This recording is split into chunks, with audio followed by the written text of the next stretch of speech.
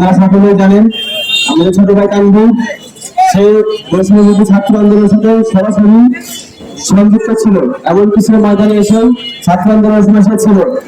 এমন একটা পর্যায়ে এসে তানভীরকে যারা হত্যা করেছে আপনারা সকলে জানেন। তানভীর কিন্তু তাকে ছুরিকাঘাত করার পরেও সে দীর্ঘ সময় জীবিত ছিল। সে সময় সে কিন্তু তার আশেপাশে যারা ছিল তাদের কাছে তানভীরকে যারা হত্যা করেছে, তানভীরকে যারা আঘাত করেছে তাদের নাম কিন্তু বলে দিয়েছিল। আমরা ইতিমধ্যে জানতে পারি তানভীরের আম্মা আমাদের আন্টি তিনি কিন্তু কথাটা বলেছেন।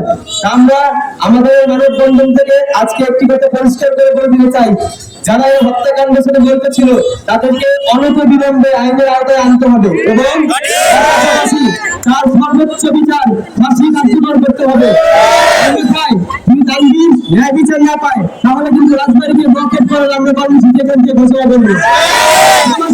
একটি মহলকে আমরা খুব স্পষ্টভাবে দেখতে পাচ্ছি যারা এই তানভীরকে হত্যা করে নিয়ে রাজনৈতিক ফায়দা করার চেষ্টা করছে। কিছু করার চেষ্টা করা হয়, রাজবাড়ির জনগণ কিন্তু এটা মেনে নিবে না। বিচারের জন্য জনগণ কিন্তু আইন হাতে নিতে বাধ্য হবে।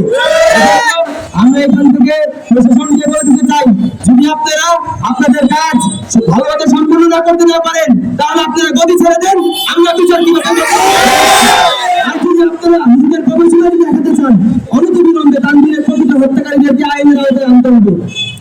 সাড়ে আটটার সময় নিজের এলাকা নিজের গ্রামে হত্যা হয়েছে। আমি প্রশাসনের দৃষ্টি আকর্ষণ করছি।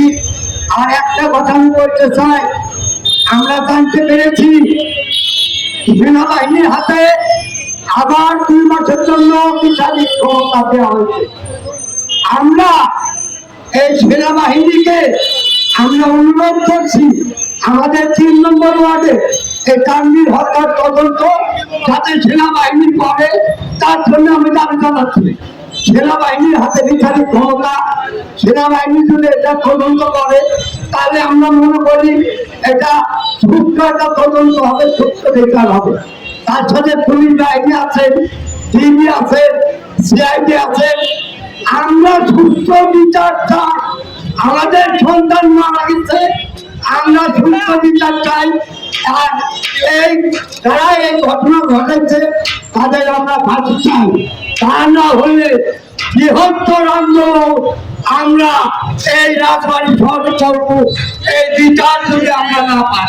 স্কুলের সেই ফুটন্ত ঘুরতেও পারে না, সেই ছেলেটিকে হত্যা করা হয়েছে। এটা আমাদের জন্য খুব কষ্টের, এলাকার জন্য কষ্টের। আমি তার সংসপ্ত পরিবারের আমি তার এই শোক পরিবার ক্ষমতা দুর্নীতিল্লাহ। আর আমি প্রশাসনের যে লোক যারা আছেন এখানে আমি আপনাদের কাছে অনুরোধ জানাই, এই হত্যার বিচার যেন বিঘ্নিত না হয়, এই তীব্র বিচার যেন হয়। যে বিচার যে হত্যা করেছে সেই খুনিকে যেন বিচার করা হয়। পাশ থেকে কোনো রাজনৈতিক কোনো জমাদল যেন তার বিচার ব্যাহত না হয়, এই অনুরোধটা আপনাদের কাছে রইল।